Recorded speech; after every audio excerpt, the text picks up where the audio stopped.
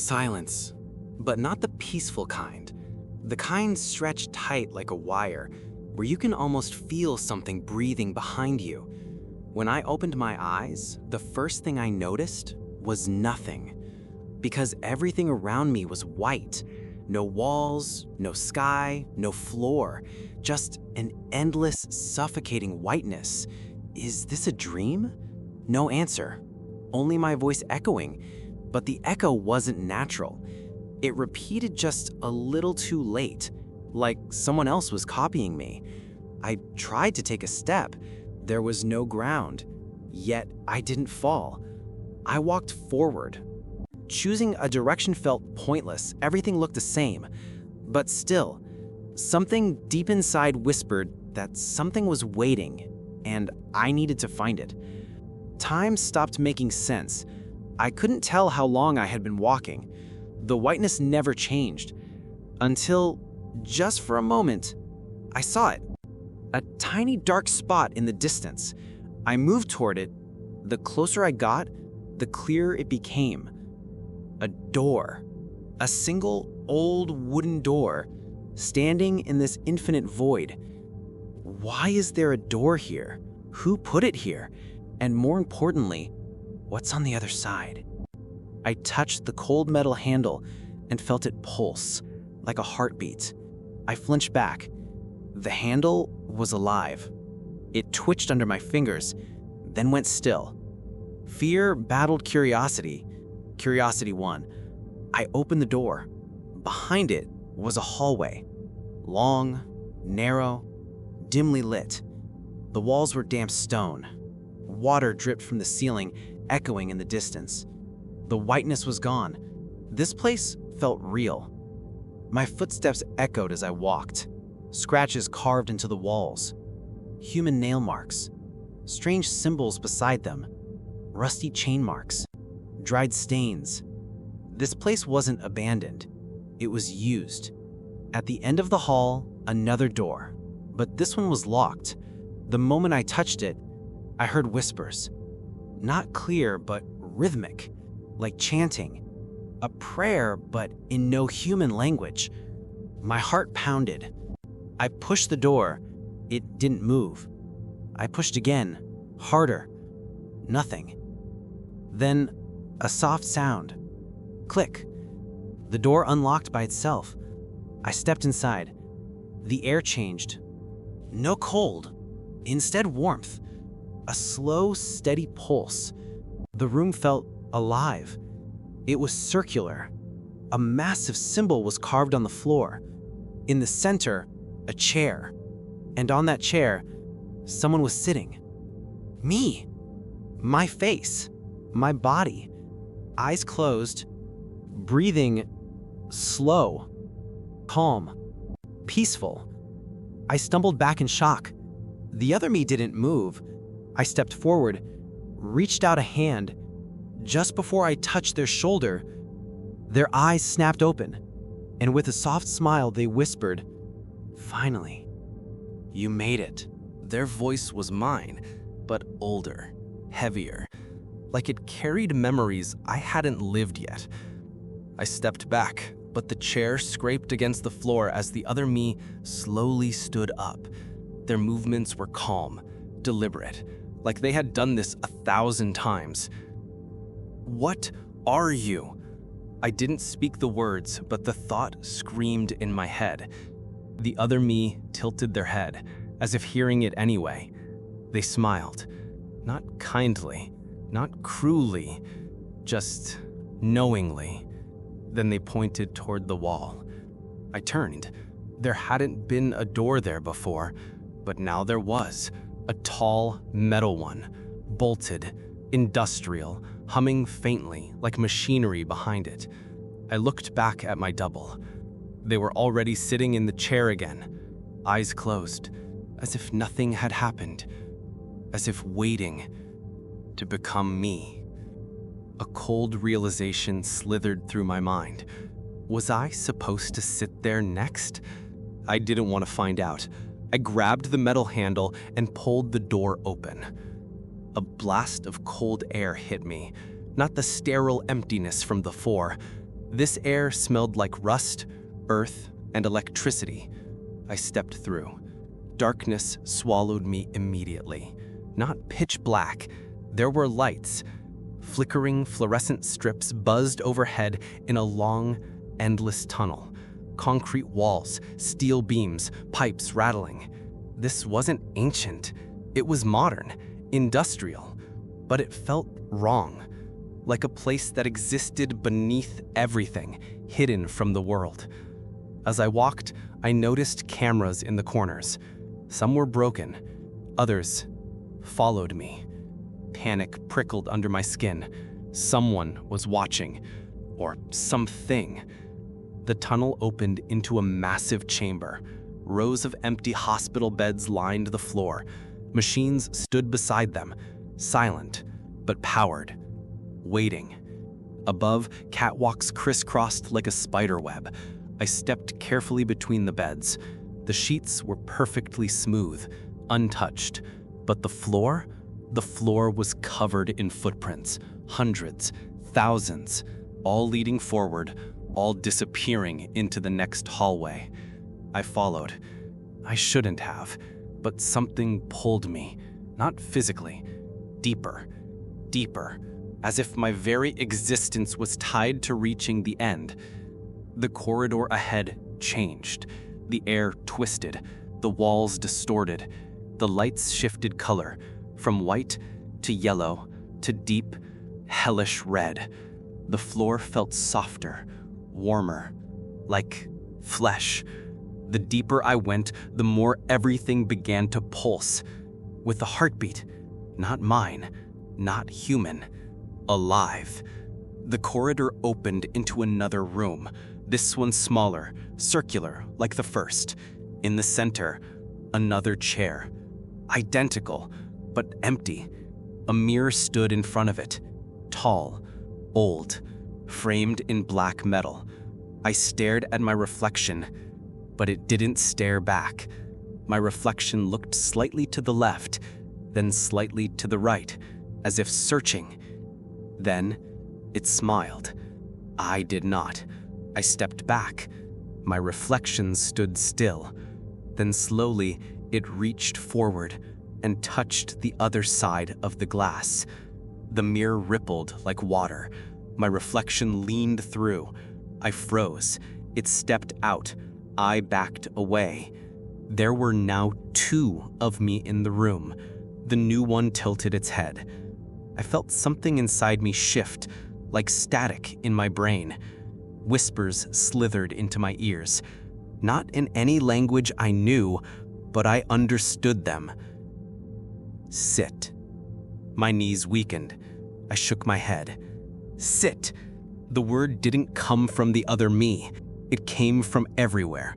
From the walls, the floor, the air itself. The world demanded it.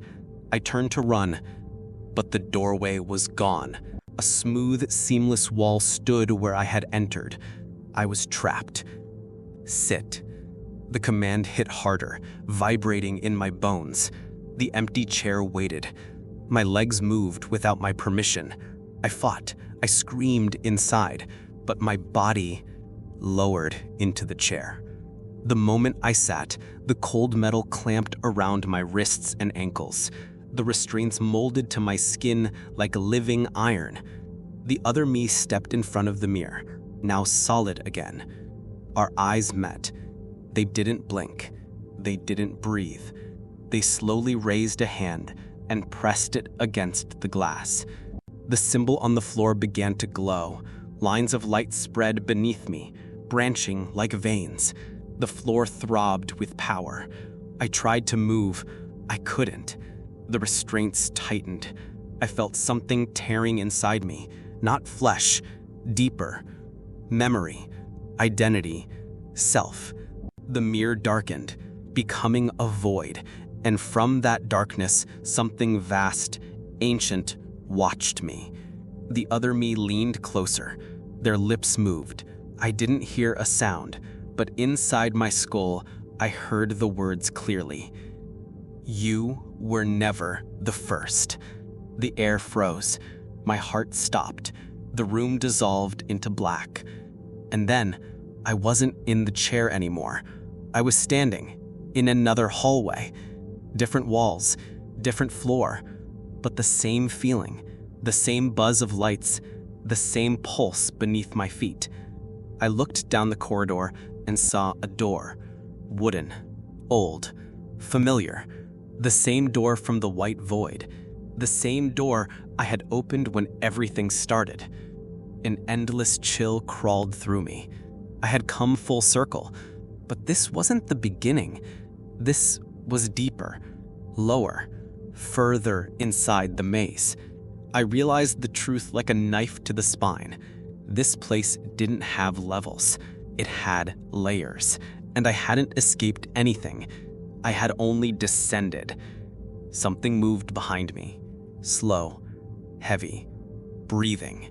Not human, not me. I didn't turn around. I couldn't. The air itself held me. The door ahead creaked open, on its own. Darkness waited inside. I stepped forward, because there was no other choice. And as the door closed behind me, I knew. The darkness on the other side of the door wasn't empty. It felt layered, like stepping through curtains of shadow, each one thicker and colder than the last. My breath fogged in front of me, even though I couldn't see my own hands. The floor was smooth stone now, ancient, worn down by countless footsteps. Not human footsteps, something heavier, larger. I kept walking. I don't know why. My body moved on instinct, guided by something I couldn't name. The darkness shifted, not away, but around me, like a living ink recoiling from my skin. And then I heard it. A faint, distant sound. Not whispers, not footsteps. A heartbeat. Slow. Deep. Too deep to belong to any creature. Each thud rattled the air, the ground, my bones. It was everywhere. It was everything. And it was getting closer. The darkness thinned. A dull red glow emerged ahead. I stepped into a vast chamber carved from black stone. The ceiling vanished into shadow. The air vibrated. At the center of the chamber was a monolith, a towering slab of obsidian, pulsing with dim red veins like magma trapped beneath the surface. And on its surface, carvings. Dozens. Hundreds. Thousands of human silhouettes, etched in agony, reaching, twisting. Some were half-formed. Some had my face. My stomach lurched. The heartbeat grew louder. It was coming from the monolith. I stepped closer despite every instinct to scream, to run. The ground beneath me shimmered, shifting like liquid glass. My reflection appeared below me. But it wasn't me. It moved slower. It smiled wider. It had too many eyes. I looked away. The monolith hummed. My vision blurred. The silhouettes on its surface moved, arms straining, mouths opening in silent screams. They were alive, trapped in the stone. I backed away. A hand burst from the surface and grabbed my wrist. I froze. The stone rippled like flesh as more hands pushed through, reaching, clawing, desperate. They weren't trying to pull me in. They were trying to use me to escape. The chamber trembled. The chains of light wrapped around the monolith's base glowed brighter, tightening. Something was holding it in place. Something was preventing it from breaking free. But those chains were old, weakening, cracking. And the monolith was waking up. You hear it too. The voice came from behind me. I turned and felt the world tilt. There were thousands of them, lining the walls, standing perfectly still in the shadows. All of them with my face, my body, my scars, my movements. Thousands of me. Some younger, some older, some broken, some twisted, all watching, all silent, none breathing. The nearest ones stepped forward. I stepped back. They stopped. Perfect synchronization. The entire crowd of copies leaned forward, like one being with 1,000 bodies. Their eyes widened, their heads tilted in perfect unison. Then, they smiled. Not cruel, not kind, just inevitable. I tried to speak. My voice didn't exist. The nearest version of me slowly raised a hand and pointed behind me. I turned back to the monolith. The surface had smoothed. No more hands, no more screaming silhouettes. Just one reflection. Mine. It blinked. I didn't.